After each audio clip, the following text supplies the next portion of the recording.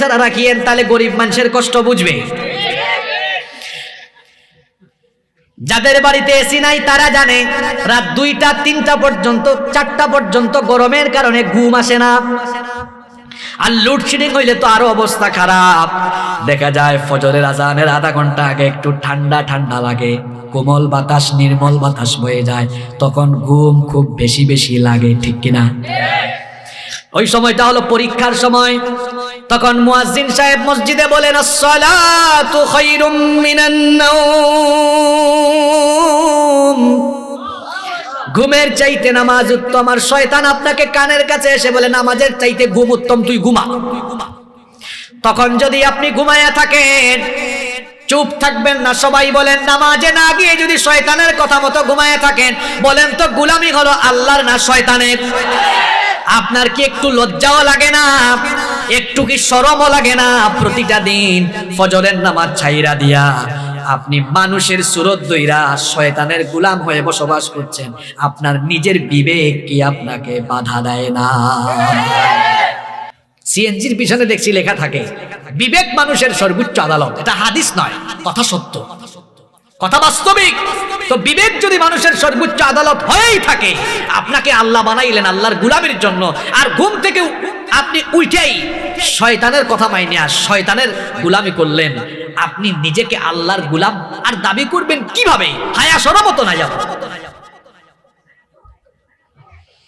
এভাবে 5 ওয়াক্তের নামাজ চলে যায়, আমাদের কোনো আফসোস নাই। সবচেয়ে দুঃখ লাগে এদের জন্য যারা 5 ওয়াক্তের নামাজ ছাইরা দিয়া আফসোস করে না। কিন্তু এই দুনিয়াতে আমরা বহু মানুষ দেখেছি, যদি তাকবীরে উলা ছুটে যায় সারাটা দিন শুধু আফসোস করে। তাকবীরে উলা বুঝেন তো?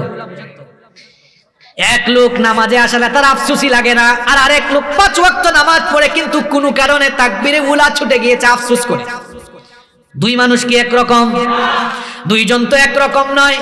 5 ওয়াক্ত নামাজ ছাড়ার পরেও যাদের অনুশোচনা আসে না, এই মানুষগুলোর কলিজার মধ্যে একেবারে শয়তানের প্রতারণার জাল বিস্তার করে ফেলেছে।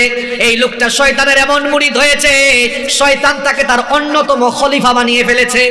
এজন্য 5 ওয়াক্ত নামাজ ছাড়লেও তার আফসোস লাগে না, অথচ এই নামাজের হিসাব সর্বপ্রথম কিয়ামতে নেবেন কে? ফজর যায় ঘুমে আপনার, জোহর যায় অফিসে আদালতে কাজে কর্মে, আসরের নামাজ যায় ঘুমায়া, কিংবা আড্ডা দিতে দিতে মাগরিব যায় তামাশা করতে করতে, এশার নামাজ চলে যায় বন্ধু বান্ধবদের সাথে থাকতে থাকতে।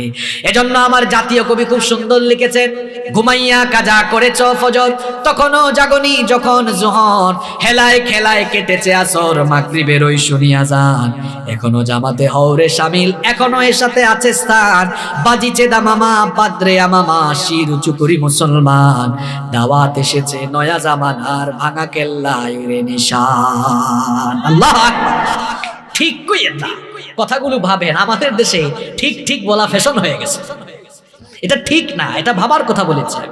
কি লিখেছেন দেখেছেন, ঘুমাইয়া কাজা করেছ ফজর, তখনও জাগনি যখন জোহর, হেলায় খেলায় কেটেছে আসর, মাগরিবের ওই শুনিয়া যান, এখনো জামাতে হও শামিল, এখনো এর সাথে আছে স্থান। কি সুন্দর লিখেছেন। যুবকরা মনে মনে ভাবছে হুজুর আমরা বুড়া হই, এরপরে নামাজ আদায় করব, বুড়া হবে, এটা কে তোমাকে বলেছে? কিছুদিন আগে আমার বাড়ির পাশের বাড়িতে আমার চেয়ে বয়সে 10 বছরের ছোট ছেলে হঠাৎ করে মরে গিয়েছে। তাহলে বোঝা গেল দুনিয়াতে আসার সিরিয়াল আছে, কিন্তু যাওয়ার কোনো সিরিয়াল। যুবক ভাইদেরকে বলছি, ছাত্র ভাইদেরকে বলছি, মসজিদে নামাজের সামনের কাতার তোমরা ফিল আপ করে দিবা। কারণ হলো যৌবন বয়সে ইবাদত এর দাম কম না বেশি? এই যে আমার বাবাজান চাচাজান যারা আছেন, বুড়া বয়স হইলে দেখা যায় মাজায় ব্যথা, কোমরে ব্যথা, মেরুদণ্ডে ব্যথা, হাঁটুতে ব্যথা, ঠিক মতো রুকু দেওয়া যায় না, সাজদা দেওয়া যায় না, লম্বা সময় নামাজ আদায় করা যায় না। কিন্তু যৌবন বয়সে ফিজিক্যালি ফিট, সুন্দর করে রুকু দেওয়া যায়, সুন্দর করে সাজদা দেওয়া যায়, নামাজটা হয় সুন্দর।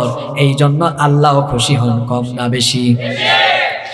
একজন যুবক যখন আল্লাহকে সাজদা দেয় আল্লাহ এত খুশি হন, এই জন্য যুবকের যৌবন বয়সের ইবাদতের আল্লাহ তাআলা যৌবন বয়সের ইবাদতের পুরস্কার স্পেশালি দিবেন। বিখ্যাত হাদিসের 3টি গ্রন্থ বুখারী, মুসলিম, তিরমিজি, এই 3 গ্রন্থে হাদিস বর্ণিত হয়েছে। নবীজি বলেছেন কিয়ামতের দিন 7 শ্রেণীর মানুষকে রব্বুল আলামিন আরশের ছায়ার নিচে জায়গা দিবেন।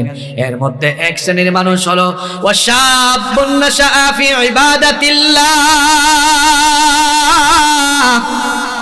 ওই যুবকেরা, যে সকলে যুবকেরা যৌবনকাল আল্লাহর ইবাদত করে করে সাজদা দিয়ে দিয়ে কাটিয়ে দিয়েছে। তাহলে যুবক ভাইয়েরা, আল্লাহর আরশের ছায়ার নিচে জায়গার দরকার আছে না নাই? আজান হলে মসজিদে নাকি মসজিদের বাইরে? তোমরা তো নামাজ পড়ো না, নামাজের জন্য বললে তোমরা কি বলো? ছাত্ররা, যুবকরা কয় প্যান্ট ঠিক নাই, লুঙ্গি ঠিক নাই, যেটা ঠিক নাই এটা পড়ছো কেন? নাপাক থাকো কেন তুমি? কি আশ্চর্য কথা, মানুষ নাপাক থাকে কেমনে আমার তো বুঝে আসে না। কিছুক্ষণ আগেই বলেছি আমাদের কোনো ওয়ারেন্টি গ্যারেন্টি কিচ্ছু নাই। নাপাক অবস্থায় মরে যাওয়ার সম্ভাবনা আছে না নাই? নাপাক অবস্থায় মরে যাওয়ার সম্ভাবনা আছে। এই যে আপনি নাপাক থাকলেন, নাপাক অবস্থায় যদি মরে যান, আমরা জানি নাপাক যে ব্যক্তি থাকে তার সঙ্গে ফেরেশতা থাকে না, তার সঙ্গে থাকে কে? তো শয়তানের বন্ধু হইতে কে আপনাকে বলেছে? আর আজকে যুবকরা যৌবন কেন হারাচ্ছে, তার অন্যতম একটা কারণ হলো আজকের চিকিৎসা বিজ্ঞানীরা বলছেন যারা সব সময় নাপাক থাকে, পেশাব থেকে যারা পবিত্র হয় না, পেশাবের ওই পানির ফুটাগুলো যখন লুঙ্গি কিংবা প্যান্ট পায়জামার সাথে লেগে যায়, ওটার সাথে যখন গুপ্তাঙ্গ বারবার লেগে যায়, মানুষ তার যৌবন, এটার কারণে মানুষের যৌবন ক্ষয় হয়ে যায়, লয় হয়ে যায়। কারণ পেশাব ওইটা হলো অপবিত্র জিনিস। ইসলামের প্রত্যেকটি বিধান বানার মধ্যে কল্যাণ আছে। এই জন্য বলা হয়েছে পেশাব করে আপনি পানি দিয়ে পবিত্রতা অর্জন করবেন, কারণ আল্লাহ পবিত্র, তিনি পবিত্রতাকে ভালোবাসেন। পেশাব করে যারা পবিত্র হয় না, কবরে এদের জন্য স্পেশাল আযাব রেখেছেন কে? কি আর বলতাম, হয়তো এখানেও আছে অনেকে সারাদিন পেশাব করে পানি নেয় নাই, এখন মাহফিলে ঠিকই আসছে, এরকমও আছে। পবিত্র থাকেন, মানুষের কোনো গ্যারান্টি নাই তো ভাই, যে কোনো সময় মানুষ দুনিয়া থেকে চলে যাবে। নাপাক থাকবেন না। আজান হলে আগে নামাজ, পরে হলো কাজ। আগে নামাজ, পরে হলো কি? আমরা নামাজকে বলি কাজ আছে, কিন্তু কাজকে বলি না আমার নামাজ আছে। আগে নামাজ, এরপরে দুনিয়ার সব। নবীজি যখন দুনিয়া থেকে চলে যাচ্ছেন তখনও বলে গিয়েছেন আসসালাত আসসালাত, উম্মত নামাজ ছাড়িস না, তোরা নামাজ ছাড়িস না, কারণ নামাজ ছাড়া জান্নাতের গন্ধও পাওয়া যাবে। আরে ভাই, যে ঈমান আপনাকে আপনার বাড়ি থেকে বের করে মসজিদে আনতে পারে না, এ দুর্বল ঈমান কি করে আপনাকে জান্নাতে ঢুকাবে? আপনার ঈমান তো আপনারে নামাজি পড়াইতে পারে না, আপনার ঈমান আপনাকে সাজদা দেওয়াইতে পারে না। কত জাতের নামাজি আছে দেখেন না, দেখেন সাপ্তাহিক, মাসিক, এরপরে বার্ষিক, সিজনাল জানাজার নামাজি আছে না? সাপ্তাহিক নামাজি কারা? এরা পুরা সপ্তাহে নামাজে যায় না, শুধু জুমার দিনে নামাজে যায়। আপনাদের কসবায় এরকম নামাজি অবশ্য নাই। 2 নাম্বার, সামনে আসতেছে রমজান মাসের নামাজি। এরা রমজান আসলে এত নামাজি হয়, রমজানের 1 মাস নামাজি, বাদ বাকি 11 মাস খবর নাই, এরকম আছে না নাই? 3 নাম্বার হচ্ছে বার্ষিক নামাজি, শুধু 2 ঈদে তারা আসে, অন্য সময় আসে না। 4 নাম্বার সিজনাল নামাজি, শবে বরাত বা এরকম বিশেষ বিশেষ রাতে তাদেরকে পাওয়া যায়। 5 নাম্বার শুধু জানাজার নামাজি, যেখানেই জানাজা সেখানেই সে। এখন শুধু জানাজা, সেখানে সে হাজির হয় কেন? শোনেন, ঢাকায় থাকে, তার ফ্ল্যাটের 50 হাত 100 হাত দূরে মসজিদ, ফজরের নামাজে যায় না। শুনছে কসবায় একজন মারা গেছে, ওই জানাজায় সে আসবে, এতে 3 ঘন্টা লাগুক আর 4 ঘন্টা লাগুক বুঝলাম না। লোকটার বাসা থেকে 100 হাত দূরে মসজিদ, সেখানে ফজরের নামাজে গেল না, কিন্তু জানাজার নামাজে আইসা হাজির। লোকটার মতলব আপনাকে বুঝতে হবে। ফজরের নামাজের আগে বক্তব্য দেওয়ার সুযোগ নাই, জানাজার নামাজের আগে বক্তব্য দেওয়ার সুযোগ আছে। আমি নিজের চোখে এরকম জানাজার নামাজি বহুত দেখেছি, এলাকার কোনো জানাজা তারা বাদ দেয় না। আমি একবার একজনকে ধরছি, আমি এরকম বললাম, ভাই দেখেন, উনি আমার পরিচিত, বললাম ভাই আপনাকে আমি ম্যাক্সিমাম টাইমে সব জানাজায় দেখি, আপনি তো এলাকার মানুষদের প্রতি দেখা যাচ্ছে খুব দয়া মায়া আছে, আপনি অন্তত জানাজায় হাজির হন, আর কিছু কার না কয়। মিয়া বুঝেন না, জানাজার নামাজের আগে তো 5-10 মিনিট কথা কওয়ার একটা সুযোগ আছে। কি বলেন, এরকম আছে না নাই? আপনারা হাসিয়েন না, এরকম মেন্টালিটির কিছু মানুষ। এই যে অনিয়মিত এই নামাজিরা ব্যর্থ, এদের নামাজ কোনো কাজে লাগবে। আল্লাহ বলেছেন 5 ওয়াক্তের নামাজি হবে যারা, জান্নাতুল ফেরদাউসের ওয়ারিস হবে তারা। সুবহানাল্লাহ পড়তে মন চায় না? আমরা সবাই জান্নাত চাই কি চাই না?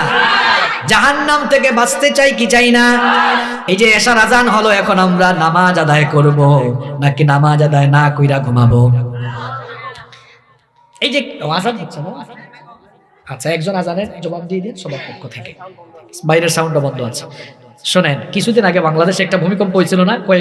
কয়েক মাস আগে ফজরের আজানের ঠিক পরে দিয়া, হ্যাঁ, এই যে তুরস্কে ভূমিকম্প হয়ে গেছে কিছুদিন আগে। তুরস্কে 7.8 রিক্টার স্কেলের ভূমিকম্প, 6,000 ভবন ধসে গিয়েছে, 30,000-এর বেশি মানুষ মারা গিয়েছে।